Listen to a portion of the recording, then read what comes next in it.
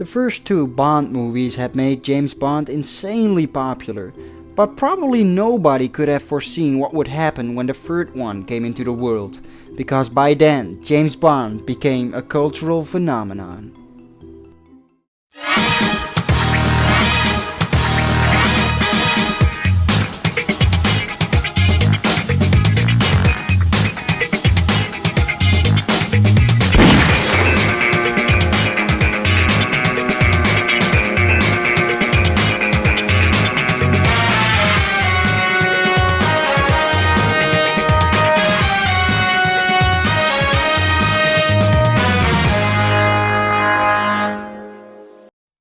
Producers Cubby Broccoli and Harry Saltzman had one mission, and that was to make Bond's third cinematic adventure the biggest one so far. Terrence Young, who directed both Bond movies so far, was unavailable, so Guy Hamilton, a relatively unknown director, was chosen to direct the movie. And that movie, of course, which came out in 1964, was Goldfinger. And it became a worldwide hit. Everywhere around the globe, audiences wanted to see 007's third adventure. And Sean Connery, which now became an international star, dropped women's panties everywhere around the globe. He probably was one of the coolest guys alive in that time. Goldfinger became the classic of all classics, the quintessential Bond movie, and James Bond himself at that time was bigger than ever. He was the trendsetter.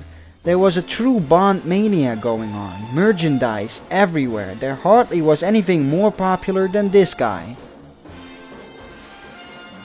I always found it fascinating to look back to the history of one of cinematic's greatest franchises ever and see how big it initially was back then.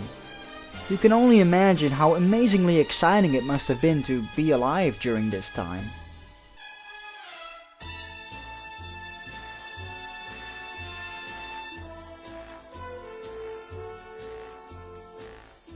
Unfortunately, Bond's creator Fleming couldn't live to see the immense popularity of his character.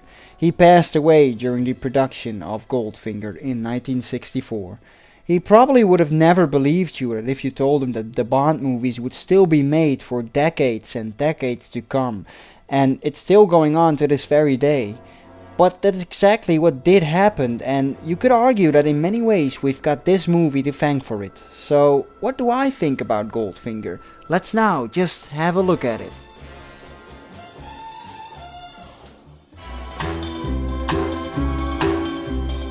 Once again, the same gun barrel opens the movie, and I don't think I've mentioned this before, but the guy in the gun barrel in the first three movies is actually not Sean Connery, but a stuntman by the name of Bob Simmons.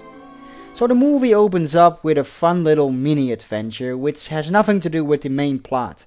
We see Bond coming out of the water with a fake duck on his head, and he climbs a wall and sneaks into a facility with his hair still perfectly in shape, as he plants a bomb. As he escapes, he takes off his wetsuit to reveal a perfect white tux. And that's a bit silly, but with that the filmmakers just already show us that they're just gonna have fun here. So Bond smoothly walks to some bar close by, and Connery probably looks the best he ever looked here as he watches some hot dancer chick and perfectly lights his cigarette in sync with the explosion like a complete badass.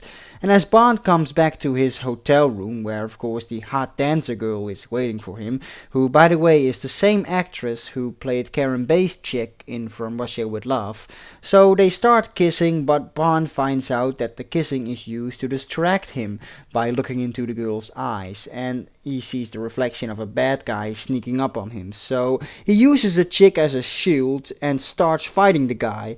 He ends up throwing the guy in the bathtub and kills him, and of course he throws out a one-liner. Shocking.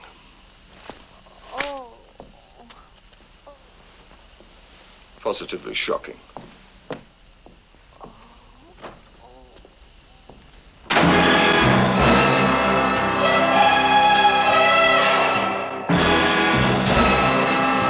And with that silly but epic opening that always just leaves me with a smile, we're launched into the title sequence with quite possibly the most famous Bond song ever, sung by Shirley Bassey. Goldfinger. This whole title sequence just always gets me excited to watch this movie, no matter how many hundred times I've already seen it. The movie proceeds in Miami at this fancy hotel where we see CIA agent Felix Leiter, which this time is played by Zach Linder, and that's just one of the minor things I dislike about the Bond movies. Felix is always played by a different actor and he always looks completely different. I mean, this Felix doesn't even bear a slight resemblance to Jack Lord that we first saw in Dr. No, who I would have loved to see return, but yeah, I don't know. He finds Bond near the pool being massaged by some hot chick, and then this happens. Dink, meet Felix Leiter. Hello. Felix, say hello to Dink. Hi, Dink. Dink, say goodbye to Felix. Man talk. Ah, the benefits of living in the 60s. Now if I were to say to my girlfriend, "Scram woman, man talk," and slap her ass like that, I would probably be facing court for sexual harassment with a black eye. Felix tells Bond about a certain Mr. Auric Goldfinger that M wants him to keep an eye out for. Auric Goldfinger. Sounds like a French nail varnish. So we meet our main villain himself, played by German actor Gert Frobe, who by the way was dubbed throughout the whole movie, but it's so seamless you wouldn't even notice. It turns out that he's really rich and he cheats at playing gin for whatever reason. And gee, I wonder how he does that. So Bond goes all, "Hey, maybe it has something to do with a gigantic earplug in Goldfinger's ear," and just casually walks to Goldfinger's suite and easily sneaks into it using an innocent maid. And of course there is indeed a hot chick with barely any clothes on Goldfinger's balcony called Jill Masterson, played by hot actress Shirley Eaton, who uses binoculars and a radio to share Goldfinger's opponent's cards with him. That is, until Bond walks up to her all casually and very smooth. Who are you? Bond. James Bond. And not only does he completely embarrass Goldfinger by forcing him to lose a couple of grand, but he also steals his chick and starts banging her in his own suite. Then after all that, Bond walks to the fridge and takes a piss at the Beatles. Girl, there are some things that just aren't done, such as drinking Dom Perignon 53 above a temperature of 38 degrees Fahrenheit. That's as bad as listening to the Beatles without earmuffs. And I honestly never got why he said this. I mean, during the time of filming, the Beatles were already pretty darn big, and Paul McCartney would even sing the title song for Live and Let Die years later. I guess the way the people looked at the Beatles wasn't the same as, we look at them now. They were still a very young boy band. I'm still waiting for Daniel Craig to do a similar remark on One Direction one day. Anyway, as Bond is sitting in front of the fridge, somebody knocks him unconscious and we only get to see a glimpse of his shadow. Then, as Bond comes to senses hours later, we get one of the most famous scenes in cinema.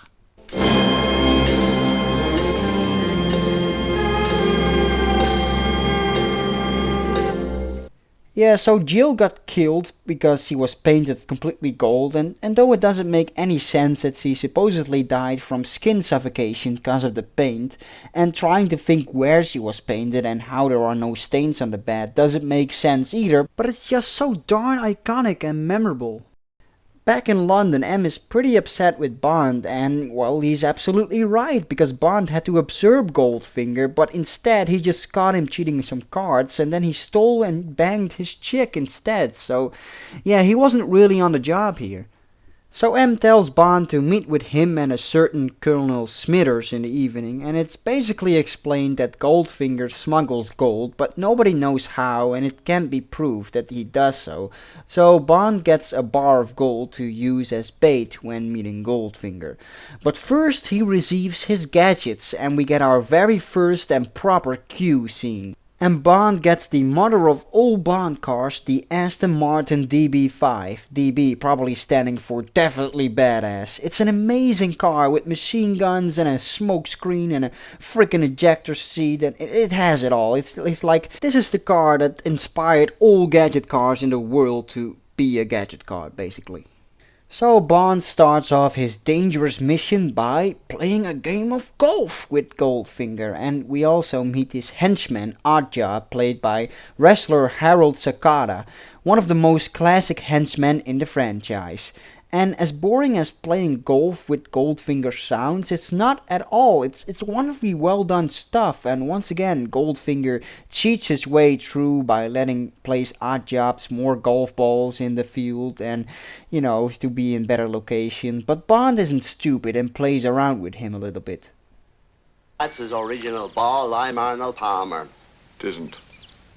How do you know? I'm standing on it.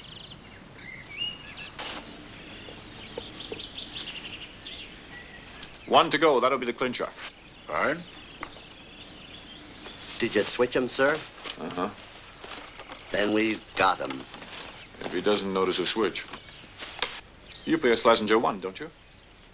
Yes, why? This is a Schlesinger 7. Here's my Penfold Hearts. Well, you must have played the wrong ball somewhere on the 18th fairway. We are playing strict rules, so I'm afraid you lose the hole and the match.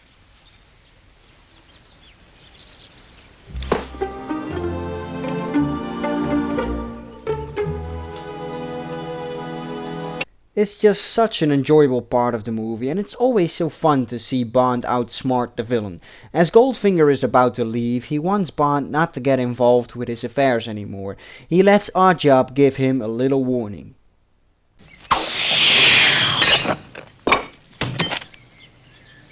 Yeah, once again, iconic stuff there. Oddjob is very memorable, and as the audience, this already shows us that you don't want to mess with him, and you know at some point that Bond eventually has to face him, pretty much like they did with Red Grant in the previous movie. Anyway, Bond places this homing device on Goldfinger's car and uses this high-tech homing system to track him. I mean, that stuff must have been light years ahead of its time back in '64. It turns out Goldfinger takes his car in a plane to Geneva, Switzerland, so Bond does the same and continues tracking him down there. Then a chick in a Ford Mustang races past Bond, and this excites him to race her, but he reminds himself of his mission in, if I'm not mistaken, the only moment in the franchise where Bond actually calls himself 007. Discipline 007. Discipline. And a bit later, Bond is spying on Goldfinger when he's all of a sudden attacked by the girl in the Mustang, so he quickly gets back into his car and chases her using one of his gadgets to totally destroy the side of her car and the tires as well, and then he acts all innocent afterwards. A double blowout. I've never seen one of these before. How could new tires? A defect of some kind, most likely. It's funny how Bond don't even address that the whole side of the car is totally teared apart as well, and oh well, he offers the girl a lift and he finds that she's constantly lying. She says that her name is Tilly Soames, even though Bond clearly sees TM on her briefcase with a sniper in it, which she says are just for her ice skates. Now Bond drops her off like a gentleman. He doesn't even sexually molest this chick or give her his card with a number so that he could bang her later on. Instead, he just focuses on the mission. Okay, so I guess he really learned something in Miami.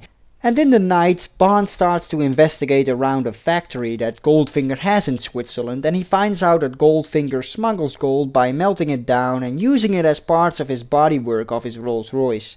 He also hears him mentioning Operation Grand Slam, which is now just a name we don't know the meaning of yet. He then runs into Tilly again, who turns out to be named Tilly Masterson, so she's Jill Masterson's sister from back in Miami, and she wants to kill Goldfinger for killing her sister. Oh, so she wasn't aiming at Bond before, but at Goldfinger, but only missed by like half a mile. So I don't think the chance of her hitting Goldfinger this time when he's in the factory protected by a concrete wall is that high, but she doesn't get a chance anyway as the pair is discovered by Goldfinger's goons. So a car chase follows where Bond gets to use his gadgets such as dropping oil and a smokescreen, and one of the villain's cars just completely falls off the road and explodes while going down again for no real reason. But they do get cornered and there's some shooting until Oddjob eventually kills Tilly with his hat that destroyed a stone statue before, but on Tilly she doesn't even get a scratch. However, she does end up being dead. So Bond is taken and gets to drive his own car back to the factory with a goon holding a gun to his head, which is all just a real excuse to have him use the ejector seat. Which is still really cool though. So Bond tries to escape from the guards and a granny with a machine gun, and I have no clue why she's even there, but I always found it hilarious. But the escaping doesn't help for much longer as he drives himself into a wall after being blinded, and he gets captured to be taken inside the factory to be tied down in front of a laser. Another very iconic Bond moment here. It's just brilliant. Do you expect me to talk? No, Mr. Bond, I expect you to die. And things get really tense here. Any man watching this scene can feel uncomfortable of the sight of a dangerous laser beam reaching your testicles, and Bond tries to talk his way out of the dead by mentioning Operation Grand Slam, which doesn't bother Goldfinger as he knows that he can't possibly know what Grand Slam means. So instead he says that 008 would replace him if he gets killed, and he lies that his service knows what he knows, and eventually Goldfinger stops the laser and agrees that Bond is worth more to him alive, and then he tranquilizes him. And then the next thing we see is Bond waking up in a private jet as he meets this movie's Bond girl. Who are you? My name is Pussy Galore. I must be dreaming. And Pussy is Goldfinger's personal pilot, and in the novel she was a lesbian, and that's not really mentioned in the movie, but it's kind of slightly implied, but not that much. You can turn off the charm. I'm immune. Anyway, the plane arrives in Kentucky and we're introduced to Pussy's Flying Circus, a squadron of female pilots with triangular boobs.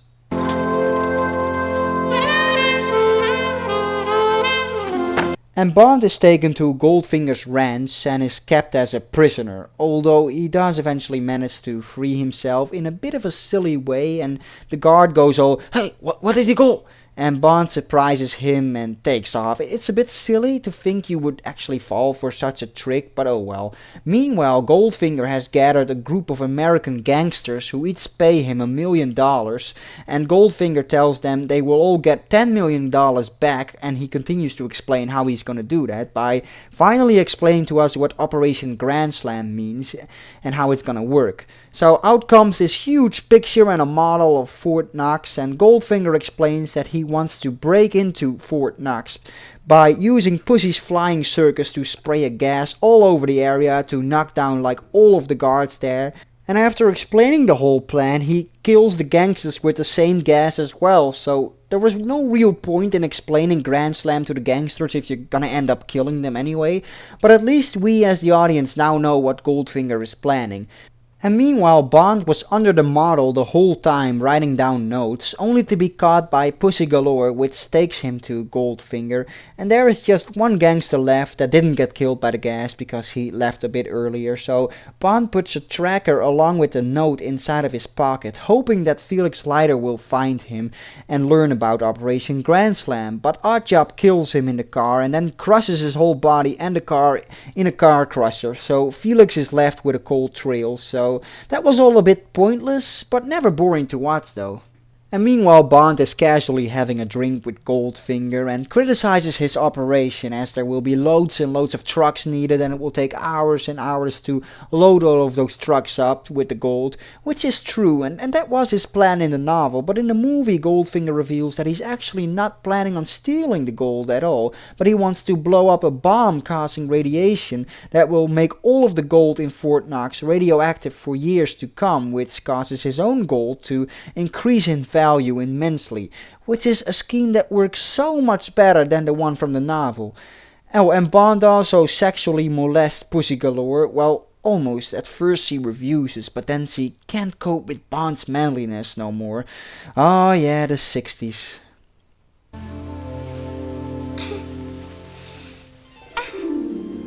But by doing this, Pussy is convinced to switch the gas with a harmless gas that only knocks out the guards for a couple of minutes, and Goldfinger doesn't know that, so hooray for Bond's sexual harassment. So Goldfinger blows up the gate outside of Fort Knox and brings in the laser from Switzerland to break into the actual fort, which is an outstanding film set by legendary production designer Ken Adam again, by the way, and Bond is left handcuffed to the bomb. And meanwhile the authorities all wake up, including Felix Leiter, by the way, who Pussy Galore must have also alerted. And a shootout starts between the army and Goldfinger's goons, and Goldfinger turns on a US Army suit and shoots one of his own guys, pretending to be a good guy, which is hilarious, and then he quickly escapes. And the vault door is closed and Bond is trapped along with Oddjob, who, despite being locked in, is still loyal to Goldfinger. He would rather die and have Goldfinger get rich than save his own life. So a fight starts with Bond and Oddjob inside the vault, and it's a really good scene, and his head is thrown, and you might expect that Oddjob would be killed by his own head, but Bond misses. But then Bond does this.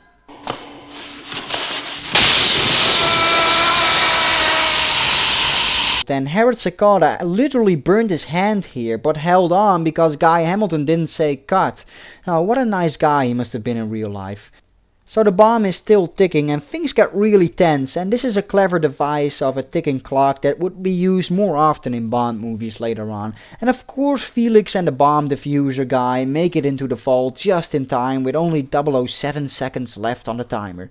And so Bond gets all the credit for preventing Goldfinger's plan from succeeding, and all is well, and he gets invited to the White House.